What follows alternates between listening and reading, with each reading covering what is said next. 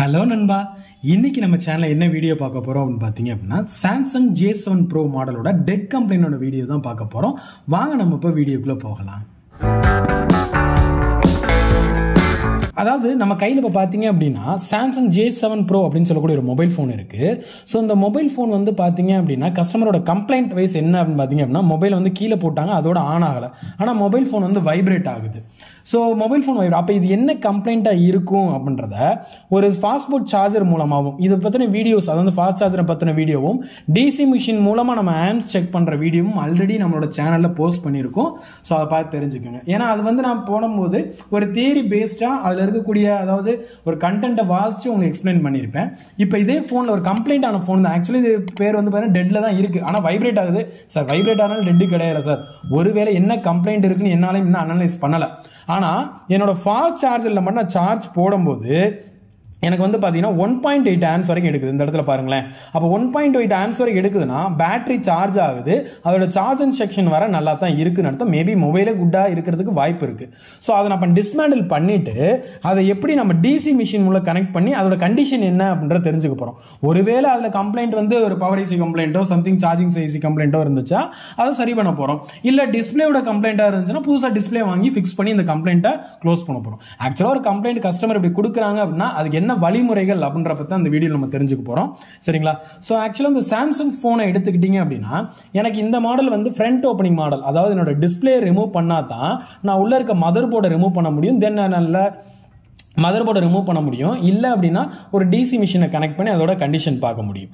ஏன் சார் நம்ம சைடில் பேக் ஓப்பனிங் கிடையாது? இந்த மாடல் நீங்கள் வேணா கூகுள்லையோ யூடியூப் சேனல் எதுலையோ போய் சர்ச் பண்ணுங்க. இந்த டிஸ்மேண்டில் வீடியோ போட்டிங்க அப்படின்னா ஃப்ரண்ட் ஓப்பனிங்கில் தான் வரும். ஸோ முன்னாடி இருந்தால் சாம்சங் மொபைல்லாம் ஒரு சார்ஜர் கனெக்டர் மாற்றினாலே நம்மளுக்கு ஃப்ரண்ட்டில் இருக்கக்கூடிய டிஸ்பிளே எடுத்துட்டு தான் உள்ள நம்ம என்ன பண்ண முடியும், மதர் போர்டு எடுத்து ஒர்க் பண்ண முடியும். ஸோ நம்மளும் இப்போ என்ன பண்ண போகிறோம் அப்படின்னா இதை வந்து டிஸ்மேண்டில் பண்ண போகிறோம். நிறைய பேர் வந்து பார்த்தீங்கன்னா நம்மளோட ப்ளோயர் மூலமாக ஹீட் பண்ணிட்டு எடுப்பாங்க. அது உடஞ்ச டிஸ்பிளே இருந்துச்சுன்னா பிரச்சனை இல்லை. இந்த மொபைல் எந்த ஒரு டிஸ்பிளே கிராக் இல்லை. ஸோ இருந்தாலும் நம்ம என்ன பண்ணலாம் அப்படின்னா நம்மளோட டச் செப்பரேட்டர் மூலமாக இந்த டிஸ்பிளே வந்து நம்ம ரிமூவ் பண்ண போகிறோம். ஸோ அதோட டிஸ்மேண்ட்லிங் எப்படின்றதையும் பார்த்துடலாம். ஓகேங்களா? ஆக்சுவலாக நம்ம டச் செப்பரேட்டரில் நம்ம செட் பண்ணக்கூடிய டெம்பரேச்சர் வந்து பார்த்தீங்கன்னா மேக்ஸிமம் 90லேருந்து 110 டிகிரி வரை இருக்கலாம். ஸோ நான் மேக்ஸிமம் வந்து பார்த்தீங்கன்னா ஒரு 90 டிகிரி வைக்கிறேன். சரிங்களா?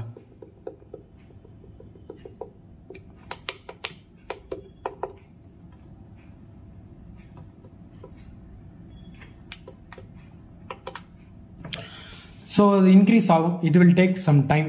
ஓகேங்களா?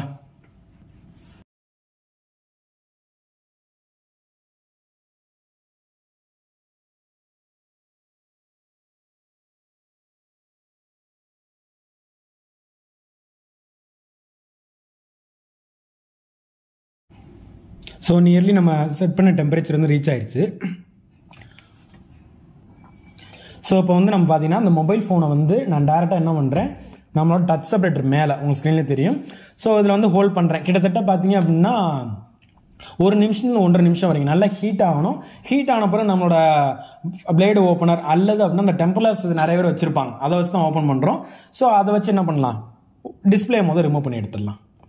அதுக்கப்புறம் தான் அது வந்து ஒரு போர்ட் லெவல் கம்ப்ளைண்ட். ஏன் சார் டிஸ்பிளே ஃபெயிலியர் இருக்க வாய்ப்பு இருக்கா? மேபி இருக்க வாய்ப்பு இருக்கு. ஏன்னா நம்மளுக்கு வைப்ரேஷன் ஆகுது. தென் அடுத்து பார்த்தீங்கன்னா ஃபாஸ்ட் சார்ஜர் 1.8 ஆம்ஸ் வரைக்கும் எடுக்குது. அப்போ என்னை பொறுத்த வரைக்கும் அது கம்ப்ளைண்ட் வந்து டிஸ்பிளே இருக்க வாய்ப்பு இருக்கு. ஒருவேளை டிஸ்பிளே தவிர்த்து வேற ஏதாவது இருக்கா அப்படின்றதையும் செக் பண்ணிடலாம்.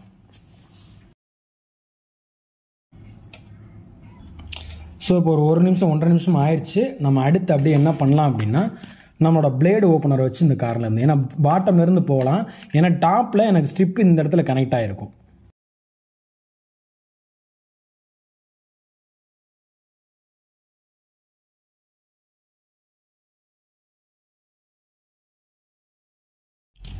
ஸோ இப்போ நம்ம ஓப்பன் பண்ணியாச்சு. ஸோ அதில் ஃபஸ்ட்டு டிஸ்பிளேயோட கனெக்டர் நம்ம ரிமூவ் பண்ணிடலாம். ஸோ இதில் வந்து பார்த்தீங்கன்னா எல்லாத்துலேயுமே ஸ்க்ரூஸ் இருக்குது. அந்த ஸ்க்ரூவை கழட்டினா தான் உள்ளே இருக்க மதர் போர்டை வந்து வெளியில் எடுக்க முடியும். ஸோ அப்போ தான் நம்ம டிசி மிஷினில் அந்த பேட்டரி கனெக்டர் இருக்கக்கூடிய இடத்துல டிசி மிஷின் சப்ளை கொடுத்து இந்த ஃபோனோட கண்டிஷன் நம்ம பார்க்க முடியும். முதல்ல என்ன கண்டிஷனில் இருக்குது அப்படின்றத தெரிஞ்சுக்கலாம்.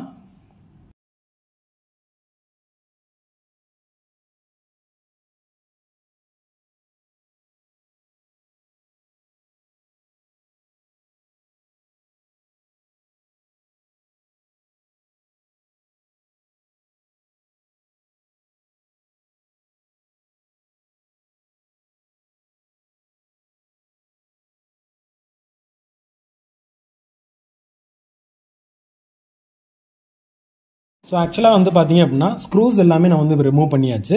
ஸோ இப்போ வந்து நம்மளோட கேசிங்கில் இருந்து நம்ம என்ன பண்ணிடலாம், அந்த மதர் போர்டு எடுத்துடலாம். ஸோ எதுக்காக அப்படின்னா இந்த மொபைல் ஃபோனோட கம்ப்ளைண்ட் ஆக்சுவலாக கீழே விழுந்தோன்னே எனக்கு மொபைல் ஃபோன் ஆன் ஆகலை. அது டிஸ்பிளேல கம்ப்ளைண்ட்டாக மதர் போர்டு லெவலில் கம்ப்ளைண்ட் செக் பண்ணுறதுக்கு தான். ஃபாஸ்ட் சார்ஜில் போடும்போது 1.8 ஆம்ஸ் வரைக்கும் எடுக்குது. சார்ஜிங் செக்ஷன்லேயோ பவர்ஸுக்கு எனக்கு தெரிஞ்சு கம்ப்ளைண்ட் இல்லை. ஸோ அதை உறுதிப்படுத்துறதுக்கு தான் நம்ம டிசி மிஷினில் இப்போ என்ன பண்ண போகிறோம், கனெக்ட் பண்ணி அதை செக் பண்ண போகிறோம். ஸோ ஆக்சுவலாக வந்து பார்த்தீங்கன்னா என்னோட பேட்டரி கனெக்டரில் நான் பேட்டரி கனெக்ட் பண்ணாமல், ஏன் சார் பேட்டரி கனெக்ட் பண்ண ஆன் ஆகும்ல, வைப்ரேஷன் நடக்குது. பட் எடுக்கக்கூடிய ஆம்ஸை வச்சு நம்ம டிஸ்பிளே மூலமாக நம்ம டிசி மிஷின் மூலமாக என்ன ஆம்ஸ் எடுக்குதோ அப்போ மொபைலோட கண்டிஷன் அதில் தெரிஞ்சுக்கலாம். ஸோ நான் என்ன பண்ணுவேன், அந்த டிசி மிஷினில் இருக்கக்கூடிய பூட் கேபிளை கனெக்ட் பண்ணி நான் வந்து இப்போ மொபைல் ஃபோனை வந்து டர்ன் ஆன் பண்ண போகிறேன். ஸோ ஆக்சுவலாக பார்த்தீங்க அப்படின்னா ஒரு டெட் ஃபோன் வருது அப்படின்னா ஃபஸ்ட்டு நம்ம செக் பண்ண வேண்டியது ஆன் ஆஃப் பட்டனுக்கு வோல்டேஜ் வருதா இல்லையா. ஸோ ஆன் ஆஃப் பட்டனுக்கு வோல்ட் வந்துட்டாலே நம்மளுக்கு பவர் ஈசி செக்ஷன் நல்லா இருக்குன்னு தான் அர்த்தம். ஏன்னா நம்ம ஃபாஸ்ட் சார்ஜர் மூலமாக செக் பண்ணியாச்சு. நம்ம சார்ஜ் இண்டிகேஷன் சார்ஜர் இன்சர்ட் பண்ணும்போது நம்மளுக்கு 1.8 ஆம்ஸ் வரைக்கும் எடுக்குது. அப்போ நான் இப்போ என்ன பண்ண போகிறேன், இந்த ஆன் ஆஃப் பட்டனில் எனக்கு வோல்ட் வருதா, அதாவது 1.8லேருந்து மேக்ஸிமம் 3.9 வோல்ட் வரைக்கும், அதாவது எவ்வளோ நம்ம பேட்டரியோட வோல்ட் இருக்கோ அந்த விபேட் வோல்ட் கூட இங்கே வரும். ஸோ அதை தான் இப்போ வந்து நான் செக் பண்ண போகிறேன். சரிங்களா. ஸோ இந்த கனெக்டரில், இந்த 2 கனெக்டரில் நம்மளுக்கு ஒன்று வந்து பார்த்தீங்கன்னா நம்மளுக்கு ஆன் ஆஃப் சுவிட்சுக்குரிய வோல்ட் வரும். ஸோ நான் டிசி மிஷினில் தான் நான் வந்து எக்ஸ்டர்னலாக அந்த கேபிள் மூலமாக கனெக்ட் பண்ணியிருக்கேன். இப்போ நான் என்ன பண்ண போகிறேன் அப்படின்னா அந்த ஆன் ஆஃப் சுவிட்சில் வோல்ட் செக் பண்ணுறேன். நீங்கள் பாருங்கள், நம்மளோட மல்டிமீட்டர் ரீடிங்கை பாருங்கள், 3.9 வோல்ட் வருது. அப்போ பவர் பட்டனில் சார் நம்மளோட பவர் ஐசிலேருந்து நம்மளோட பவர் பட்டனுக்கு நம்மளுக்கு வோல்ட் வந்துருச்சு 3.9. அப்போ கண்டிப்பாக பவர் ஐசியில் எந்த விதமான கம்ப்ளைண்ட்டும் இல்லை. அப்போ இதுக்கு மேலே சிபியூ கம்ப்ளைண்ட்டா சார், இல்லை EM செக்ஷனில் கம்ப்ளைண்ட்டா, நம்ம டிசி மிஷின் மூலமாக நம்ம ஆன் பண்ணும்போது அதோட ஆம் செக்ஷனை வச்சு நம்மளால் கண்டுபிடிக்க முடியும். சரியா. இப்போ நான் வந்து பவர் ஆன் பண்ணுறது வந்து டிசி மிஷினில் கனெக்ட் பண்ணியிருக்கேன். நான் வந்து இப்போ என்ன பண்ண போகிறேன் அப்படின்னா ஷார்ட் பண்ணி தான் ஆன் பண்ண போகிறேன். பவர் பட்டனை ப்ரெஸ் பண்ணி ஆன் பண்ணலை, ஷார்ட் பண்ணி தான் ஆன் பண்ண போகிறேன். ஸோ அதை டிசி மிஷினில் ஆம்ஸ் பார்க்கலாம். ஸோ இங்கே வந்து நோட் பண்ணுங்கள். ஸோ டிசி மிஷினில் இப்போ நான் 0.00 தான் இருக்குது. நான் பவர் பட்டன் எப்போ நான் ஷார்ட் பண்ணுறனோ அப்போ எனக்கு வந்து ஆம்ஸ் இன்க்ரீஸ் ஆகும். ஸோ உங்கள் ஸ்க்ரீனில் பார்த்தா தெரியும், மொபைலுமே எனக்கு வைப்ரேட் ஆகுது. ஸோ ஆம்ஸ் ஆனது பார்த்தீங்க அப்படின்னா சம்திங் நம்மளுக்கு 120க்கு மேலே எம்ஏஹெச்க்கு மேலே போயிட்டாலே நம்ம மொபைல் ஃபோன் மதர் போர்டு வந்து பார்த்தீங்கன்னா குட் கண்டிஷன்லாம் தான் இருக்குது. டிஸ்பிளேயோட இருந்துச்சுன்னா 0.300க்கு மேலே போகணும். ஸோ இதை பற்றின வீடியோ நம்ம ஆல்ரெடி போஸ்ட் பண்ணியிருக்கோம் டிசி மிஷினில் ஆம் செக்ஷனை பற்றி. சரியா. ஸோ இப்போ என்னோட மொபைல் ஃபோன் வந்து என்ன கண்டிஷனில் தான் இருக்குது, குட் கண்டிஷன் தான் இருக்குது. ஆனால் கஸ்டமர் கொடுத்த கம்ப்ளைண்ட் நான் அதை டிஸ்பிளே கூட உடையலை, கீழே போட்ட மொபைல் வந்து எனக்கு என்னன்னு பார்த்தீங்க அப்படின்னா ஆன் ஆகலை அப்படின்ற கம்ப்ளைண்ட் தான் எனக்கு வந்தது. அப்போ நான் மொபைல் ஃபோனை வந்து ஃபர்ஸ்ட் என்ன பண்ணுறேன், சார்ஜரில் ஃபாஸ்ட் சார்ஜில் கனெக்ட் பண்ணி அதோட ஆம் செக்ஷன் செக் பண்ணேன். அப்பயே ஓரளவு செக்ஷன் குட்டுன்னு தான் இருந்துச்சு. பட் நான் டிசி மிஷினில் கனெக்ட் பண்ணி நான் ஷார்ட் பண்ணி ஆன் பண்ணும்போது எனக்கு ஆம்ஸ் ஆனது எபோவ் 600-700 போகுது. ஸோ இதுக்கு மீறி நான் கம்ப்ளைண்ட் இருக்குமா சார், வெறுவேளை லோகோ ஸ்டக்ல நிற்கலாம், EMC கம்ப்ளைண்டாக இருக்கலாம்.